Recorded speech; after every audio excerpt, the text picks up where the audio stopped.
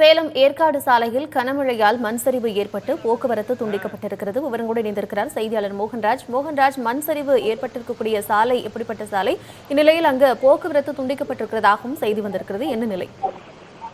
கார்த்திகா, சேலம் மாவட்டத்தை பொறுத்த வரைக்கும் கடந்த 2 நாட்களாகவே லேசானது முதல் மிதமான மழை தொடர்ந்து பெய்த வண்ணம் இருந்தது. ஒரு சில இடங்களில், குறிப்பாக சுற்றுலா தலமான ஏற்காட்டில் பார்த்தோம் அப்படின்னாக்கா அவ்வப்போது பலத்த மழையும் பெய்திருக்கிறது.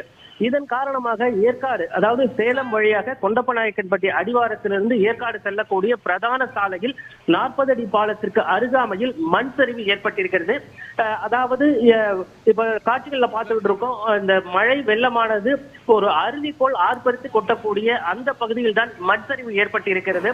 இதன் காரணமாக ஏற்காட்டிற்கு செல்லக்கூடிய வாகனங்களுக்கு தடை விதிக்கப்பட்டிருக்கிறது.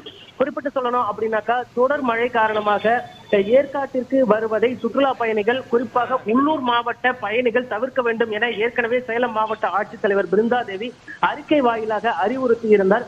இந்த நிலையில தான் இது போன்ற ஒரு மண் சரிவு ஏற்பட்டது. நேற்றிரவு இதே பகுதியில் 2 ராட்சத பாறைகள் உருண்டு விழுந்த ஒரு சம்பவம் நிகழ்ந்திருக்கக்கூடிய சூழ்நிலையில மண் சரிவும் ஏற்பட்டிருக்கக்கூடிய காரணத்தினால உடனடியாக அந்த ஏற்பட்டிருக்கக்கூடிய சேதமடைந்திருக்கக்கூடிய சாலைகளை சீரமைக்கும் பணிக்கு உத்தரவிடப்பட்டிருக்கிறது. அதே போல ஏற்காட்டை பொறுத்த வரைக்கும் பார்த்தோம் அப்படின்னாக்கா, தொடர்ச்சியாக பெய்து வரக்கூடிய மழை நேற்று காலை முதல் இன்று காலை வரை சேலம் மாவட்டத்தில் அதிகபட்சமாக 24 சென்டிமீட்டர் அளவிற்கு மழை பெய்திருக்கிறது. இதன் காரணமாக ஆங்காங்கே மலைப்பாதைகளில் மரங்கள் சாய்வதும் மின் கம்பங்கள் சாய்வதுமாக ஏற்காட்டில் இருக்கக்கூடிய மலை கிராம மக்கள் இயல்பு வாழ்க்கை முடங்கி இருக்கிறது அப்படின்னே சொல்லலாம். அதே வேளையில் தான் தற்பொழுது சுற்றுலா பயணிகள் வாகனங்களில் செல்ல வேண்டாம் எனவும் தொடர்ச்சியாக அறிவுறுத்தப்பட்டு வருகிறது.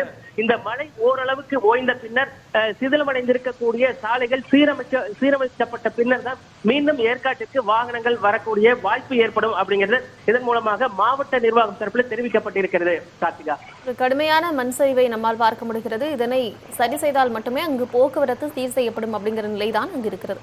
விவரங்களை வழங்கியமைக்கு நன்றி மோகன்ராஜ்.